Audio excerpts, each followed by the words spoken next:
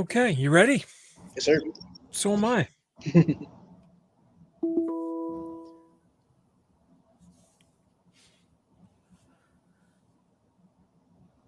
Hey, it's Fletch, I'm Vice President of Public Safety at 911 Inform. Welcome to Off the Cuff, True Confessions with an ENP. So today we're sitting down with another brand new ENP, Troy Cayton, who's out of Bayside, Texas.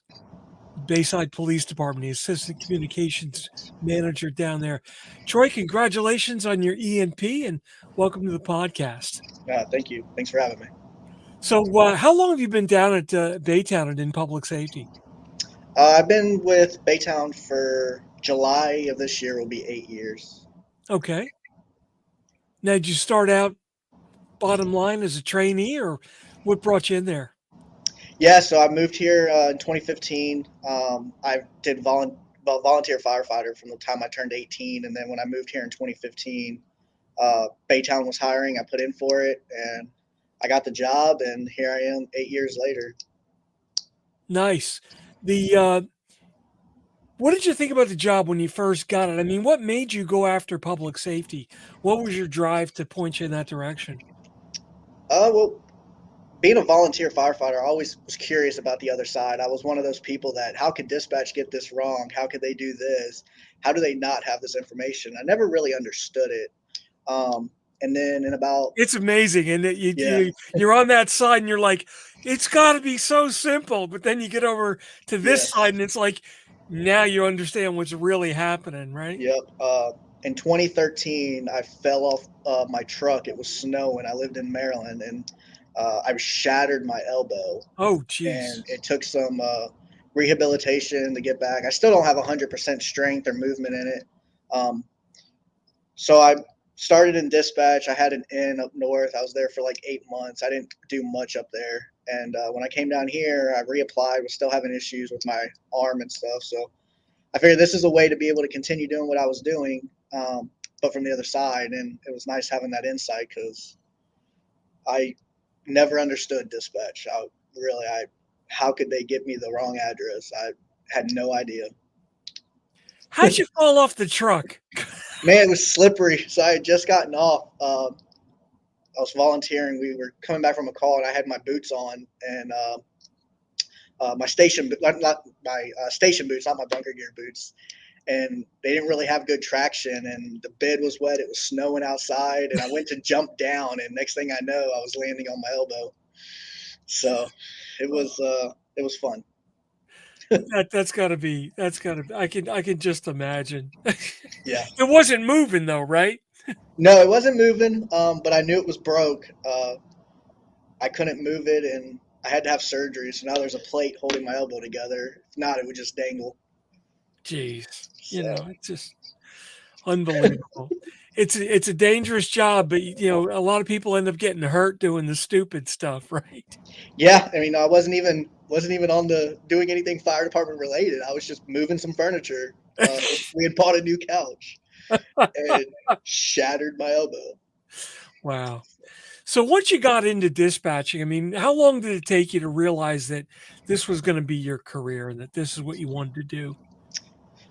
Um, Probably around 2017, 2018.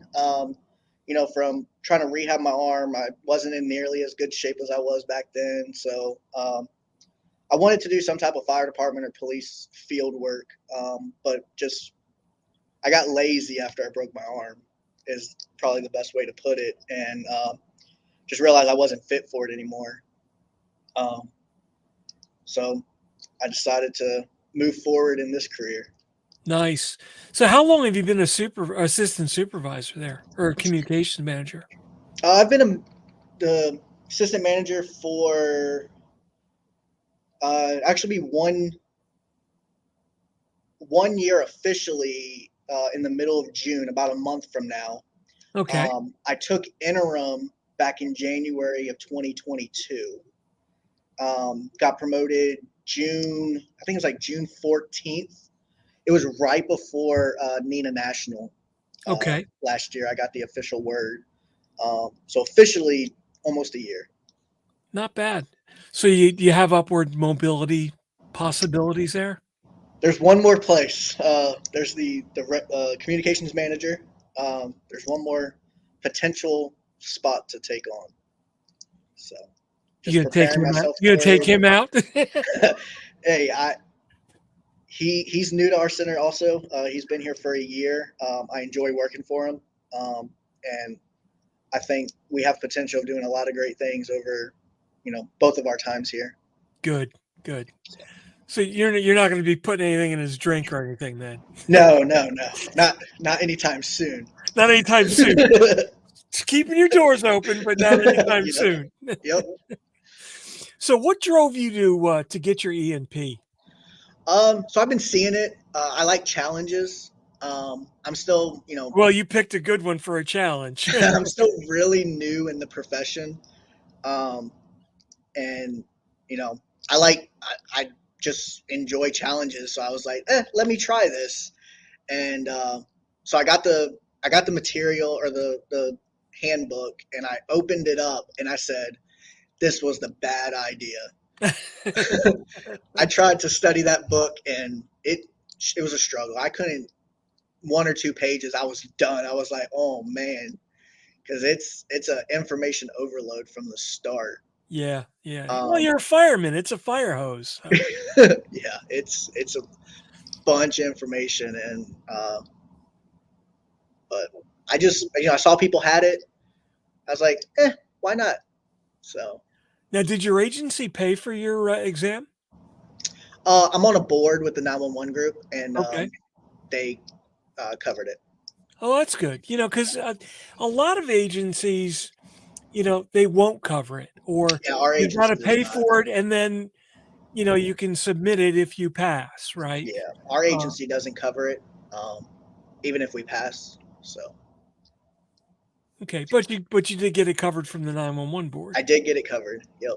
so that's good. No, that's good. Now, is that available down through the call takers, or was that because you were kind of management? It's because I was on the board. Okay, So the board members that we have, it was open to them. all right. Well, hey, at least it's something, right? Right. Now, how about others in your center? Do you have other EMPs in your center? Not anymore. We did have one, Stephen Jones. He retired a year ago. Um, Okay. so other than that, I'm the only one now. It's and I always tell people, even if you're not going to take the ENP exam, there's nothing wrong with attending the study groups because Right. they're free, they're available, and you can do it multiple times. And you know, even if you weren't going to go take your ENP, you could attend your study groups a couple of years. Yeah. And when you're finally ready to take that because it's a management position or someone's going to cover the cost of the exam, you'll be more than ready to take it, right? Right. Yeah, and just the amount of information you learn and the changes you learn and everything that you don't think about. There was a lot of things on there. And I'm just like, I would have never known this if it wasn't for me studying for this exam. Right. So So what did you find was the most valuable uh, as far as learning new stuff? Because obviously different sections, right? Legislation, technical, yeah, operations. a lot of the technical stuff was interesting because we have our own in-house IT department. Hmm. So they handle a lot of that stuff. We have IT handles the radios, they handle all that. So we don't really, I mean, it's good to know it, but we don't really have to, it's not like part of our everyday need to do this stuff because we have people who handle that for us. No, but I think you can talk more intelligently when something is Yeah, broken, right? right. Yes. Tend to have a better understanding of certain things. Right? Or if they're not doing their job, do you Right. need me to fix that for you? Correct. No, that's good. So how was your overall score? Were you happy with that? Um, I passed, you know. You know what I tell people, whether you got a 104 or 105 or 105, I should say, because Yeah, that's passing, or 106 or higher, you passed. And right. and that's, don't consider a 105 a D. Yeah, It's not, right? I mean, that's fairly high. yeah, I I passed by I guess technically to be 3 points. So I Wow. got a 107. So I barely passed it But again, somehow. it's not anything to be embarrassed about because you can you can fail a good portion of those tests and Yeah. actually still know enough to get through the exam. I mean, my Yep. worst piece is the legislative operational stuff. What date did this law go into place? I have no idea. Yeah. The dates. Yeah. Yeah, but the technical stuff, I'll write that all day long, no problem at Yeah. all. And that's where I'll do well on. Just like that, if I didn't just tell all these people on this podcast what my score was, to them, they would just know I passed ENP. Well, I'll tell you, there are people, and every question matters because there are people that are out there that have gotten a 104, and it Yeah. happened just recently. And then there was a question on one of the questions where some people challenged it, or Yeah. we looked at it because we actually examined all of the 104s and Okay. 103s that just missed it, looking for questions. Was there a question that was maybe it could have two answers or two answers could be right? Not often, but once in a while, we will rescore a question. Yeah. And just on the last exams before this one, I think it made a difference for two people that had a 104 and brought them to a 105. Man. And those are great phone calls to make. Oh, I'm By, sure. by Yeah. the That way, that 4 or 5 weeks they were dreading, knowing that they had that preliminary fail, and then get that email or phone call saying, "Oh, by the way, you passed." yeah. I'm sure. Whew. Now, did you take it in person or did you do it online? I did it online. Yep. Did it So online. how'd you like the proctology exam before the test started? Oh man, I had to log out and log back in 4 times because I was getting told numerous things. Because our building is fairly new; it was built in 2015, opened in 2016, and we have a lot of glass. And I logged in the first time. They said, you need to put something over the window so that when people walk by, they can't see you. So I was like, okay, here and here. And then there was still a little bit at the bottom and a little bit at the top. And the next proctor I got was, no, the whole thing needs to be covered. I was like, man, I ended up in our quiet room sitting on a recliner using a little nightstand as my desk. Oh, geez. So You know, it I, was, I've, I've never taken a virtual exam. I mean, when I did mine, virtual wasn't even an option way back then. This was long before COVID or anything ever happened. But I started. It took a while to get the virtual environment figured out, and right. PTC, the testing company, does a great job with the tests and developing Yeah. that environment. When we started to hear what people had to go through to get the Yes. online certifications just to get the area acceptable. I'm like, oh my God, Yes. It was an unbelievable. experience of its own. Yeah, I can imagine. I After can about the fourth time, I was excited when they said, okay, let's get started. It's like 2 wins that day. that's unbelievable. So what did you think when you first got your email back and that you got the preliminary pass? Did you think you had passed?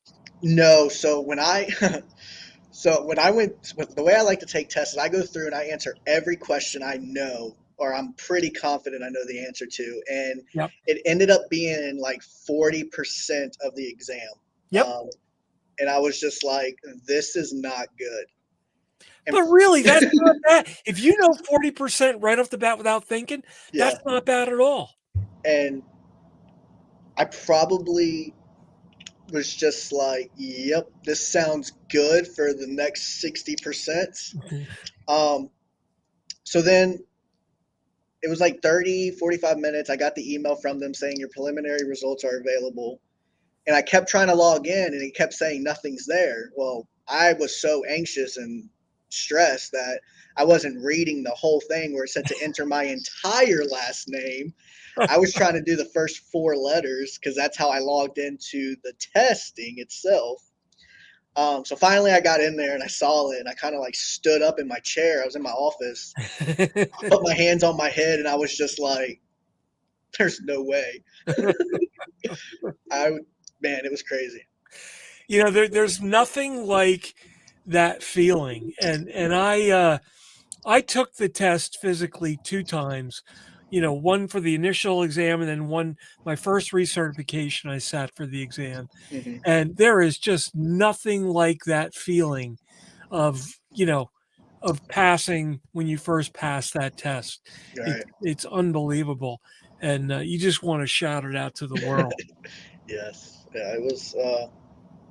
It was nice to see the pass, especially since I tested right after our state conference. So I cram studied. I tried to study as much as I could leading up to it. I got my book, I think, in February or March, and that's when I really started studying. I took Tracy Eldridge's study group last year. Studied the book, had the stuff, listened to him over and over again. Listened to him while I was in Galveston. Got some materials from Sharon down in Galveston, and Hmm. just cram studied over the weekend. And then Monday morning it was go time. Nice. So Now that's great. So what are you going to do now as far as just promoting this within your center? I mean, are you going to start to try to get some interest for the other dispatchers to build their careers up or yeah, that's my goal.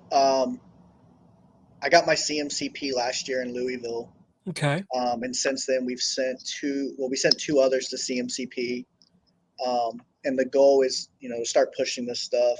Um, Being on the Texas NINA board now, also my goal is to push NINA, CMCP, ENP, just push all of it and try to get these numbers up.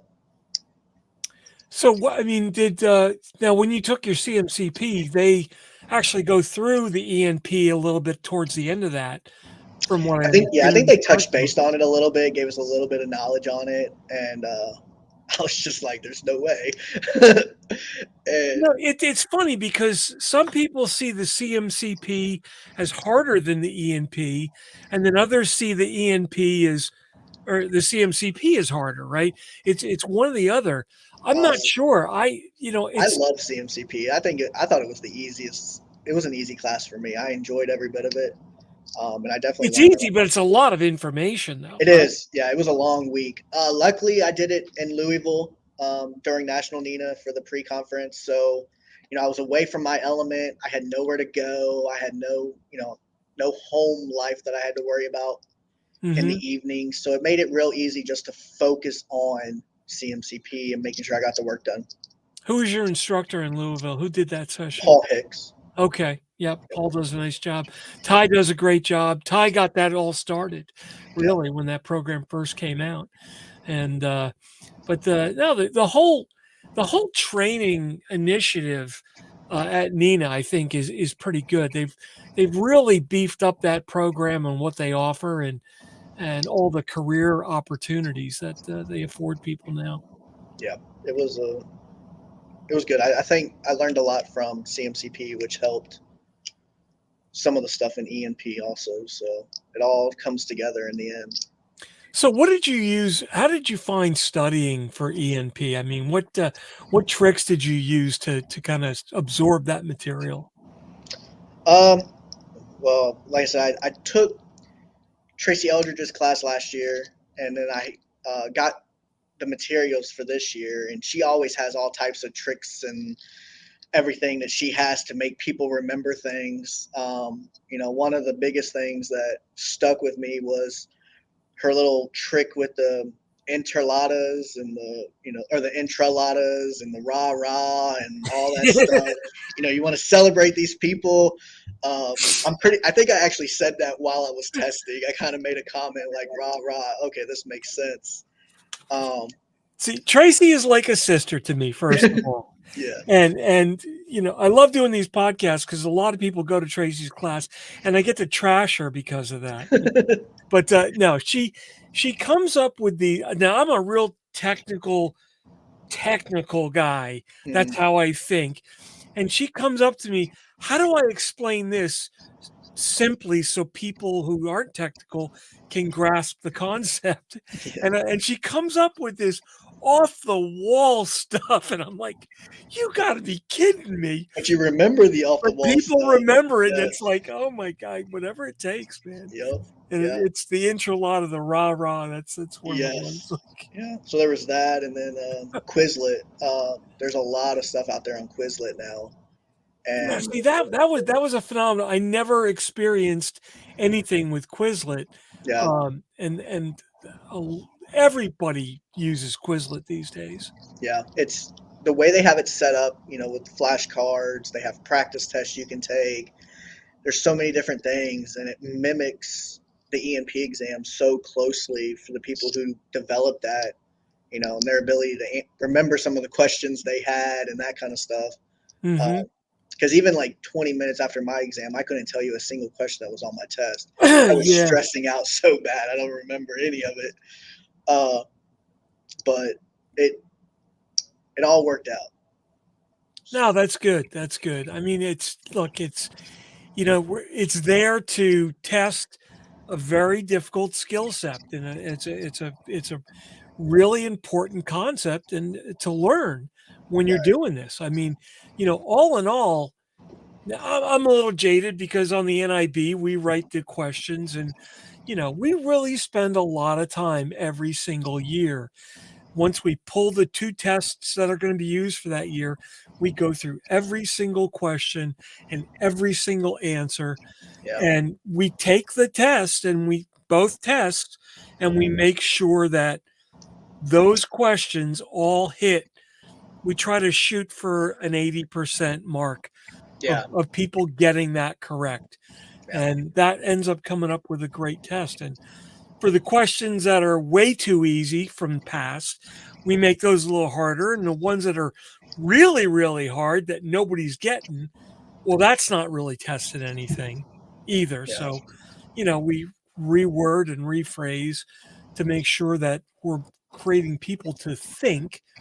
And I think it's Right. fair to say if you think and you understand the material in the questions are not that hard. No, they just they make you. I was just in class this last week in a communication boot camp, and we kind of described it as uh, the national registry exam on for EMS. All the questions could maybe be right, but there was one right answer or Yep. one that was more right, and it makes you really think about certain things and really pay attention instead of just rushing through. Um, it really slows you down. So Yeah. Well, I mean, we'll sit there. I mean, we've sat there for 20 minutes on a question yeah, looking for just the right words, just to make that one little word yep, makes that one wrong. But yep, you're like, and I'll tell you what, so I'm coming off the NIB this year because I'm the new Northeast Regional Director. And I tell you, it's one thing I'm gonna miss, Troy, is just making those questions just real ball busters. But when you're done, you're like, I got it, man. yep, You know, I think when you go through that, it actually teaches you during the test. yeah. Oh yeah. It was it was definitely learning while I was taking it. But I like the way you take the test. Go through everything, and if you know it right off the bat, get the question out of the way. You just cut the test basically in half by Yeah, doing that. yep, Right now, you can spend time thinking. And what I've found is when you go through that, you may answer a question later that'll actually go back and help you answer or rationalize a previous one that you skipped over. yeah, yeah, definitely.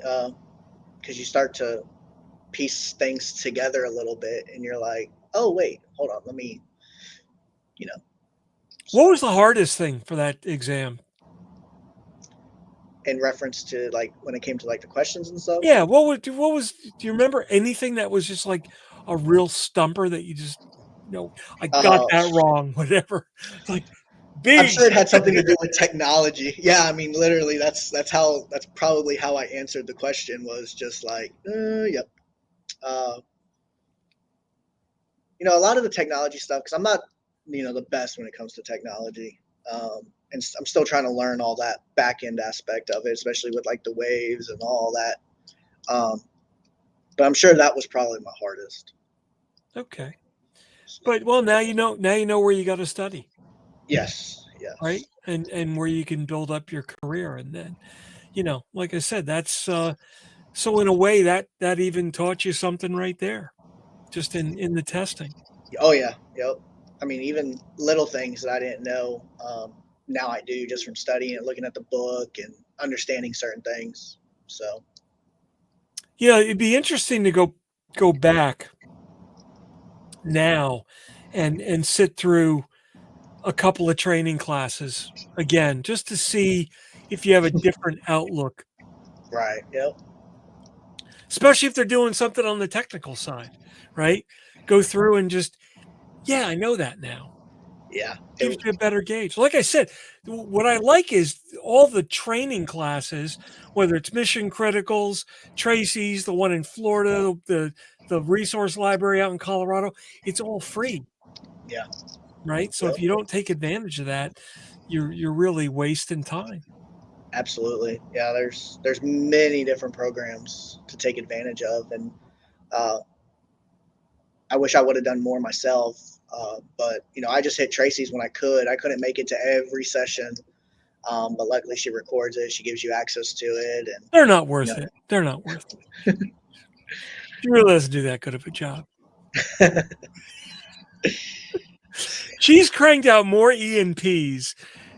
I mean, like when she started delivering her class, the numbers of ENPs going through each session just started to skyrocket. She really, and I think part of that is they opened ENP up to dispatchers, and you've got a group of people that may not be as technically invested.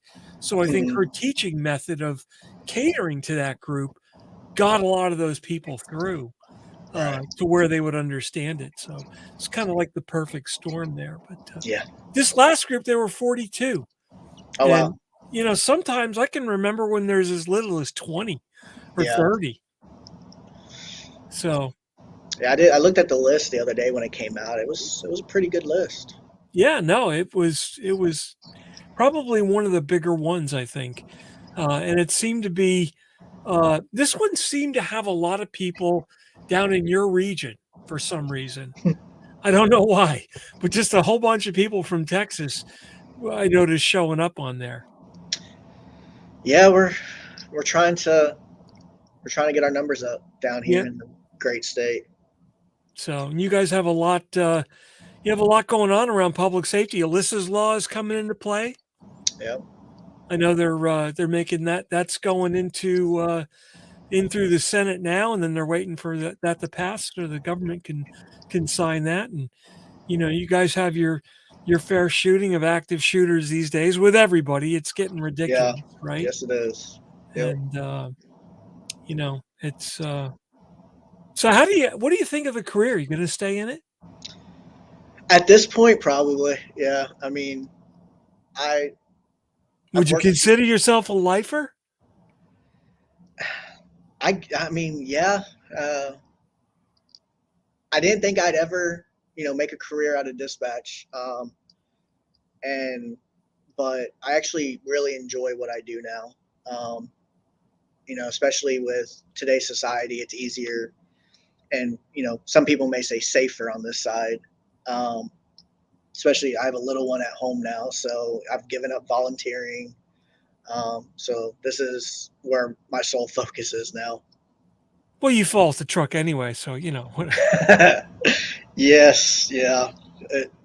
It's yeah, No, it is. I mean, it lets you stay in touch with public safety and that side of it, but again, you're in an enclosed, controlled environment, so it right. kind of family life changes you, Oh yeah, yep. It being home with her and not risking anything else. like falling off the truck. Yeah, yes. Falling off the truck, Just in breaking case nobody's breaking breaking their another arm. chops about that because it happened up north. I'm just kind of trying to fill in for those guys. Yeah, Yes, yeah. because you It fell off the truck. Yeah. Yeah, it was miserable. It hurt really bad. And I had to wait a week to have surgery. So I just had a dangling arm for a week. Oh, geez. After And you fell off the truck. yeah, Yeah. yep. Well, listen, no, that's great. So, well, listen, thanks for what you do, man. It's really, it's a noble profession. I go back in the center now and I look at what's happening. And as much as I would love to get involved in that technology, because I used to dream about that, I had nothing. I had a phone and a radio. I didn't even have caller ID, let alone 911. Yeah, And I couldn't imagine doing our job the way some of dispatchers did it back in the day before all the technology. I couldn't imagine. handwritten complaints, dude, Yeah, on punch cards. I I don't think I could do it then. Well, it's funny because I don't think I could do it today. Yeah, But back then, I could do it as good as you were doing it today yeah, with absolutely. nothing, Yep. but I couldn't do it with what you have today, which is kind of weird. But Yeah, and it I gets sit even and look at this stuff, and it's like, how do you handle all this? right, and I think it a lot. All the technology is kind of hurting us in a way because technology is not foolproof, and when it does go down or we do lose it, and we're trying to teach people how to do things manually, they're like, uh, manually? What? You want me to do what? Yeah. And I think that's where we're hurting ourselves because we're so used and we're so relied on the technology, and we don't put the emphasis on being able to do it without it. Well, you got to understand the mechanics, right? If you understand the mechanics, when something is broken, you can figure out how to work around it. Yeah, When you always have a calculator, you're going to forget how to do math, correct. Yep. right? So, it's important to understand the fundamentals, and I think that's probably what's missing out of the industry today Yeah. is those fundamentals. Yep. I don't think I haven't seen anybody that trains without the technology. There's not many. I'm sure there. I think there might be a few out there, but definitely not as many as there should be, and that's including us. I mean, I think we need to do more drills and practices, and training without having CAD, training without having the protocols, training having to use a portable radio and that kind of stuff. It we definitely need to do it industry wide. How many seats do you have in your center that are active, and how many do you staff? So we are capable of having 12 positions. Our Okay. minimum staffing's four. Right now we have five per shift. Okay. So So that's pretty good. I mean, I work by myself. I work 3 towns and I work by myself, police, fire, medical. yeah. And smaller community. I was only probably watching 50,000 people total, if Mhm. that, maybe 30,000. So it wasn't super busy except summers and the weekends, right? Right. Typical stuff. But there were times when a second person on the desk would, we had 2 positions, staffed 1. And there were times when it got a little crazy, but I handled 3 towns, man, by myself with no technology. That's Uh, crazy. it is, but it was also fun. That I tell you, when it did get nuts, that's when I really liked it because I felt like I was working it. But Yeah. I forget where I was going with this, but you should drill 1 or 2 positions maybe with I say, okay, tonight David, you're not using the technology.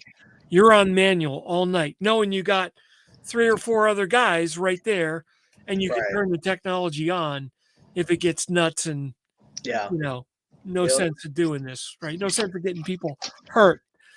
But it would be interesting to see every once in a while, okay, 11 o'clock tonight, we're shutting down the technology on these 2 workstations Yep. just to see what happens. There's got to be some type of way we can do it.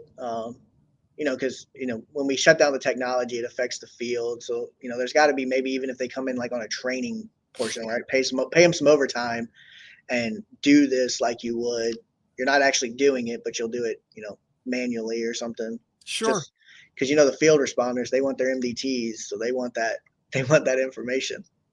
Well, So but you know what? I'll tell you, even though that's true, Troy, they should be drilling without that MDT as well, They should be. because Yeah. the day may come.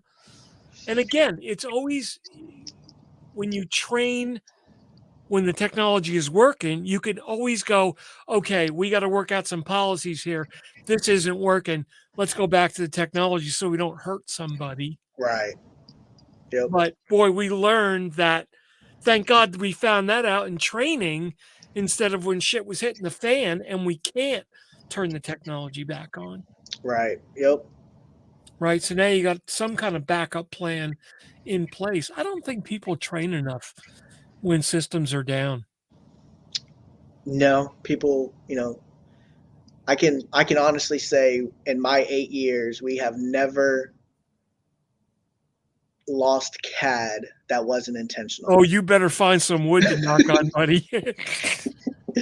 Now tomorrow's I know it's going to go newspaper, down every time now. Baytown, Texas, Yes. just lost their CAD for Yep. 5 days. Yeah, it's going to be gone. Troy Cayton is now looking for a new job, by the way.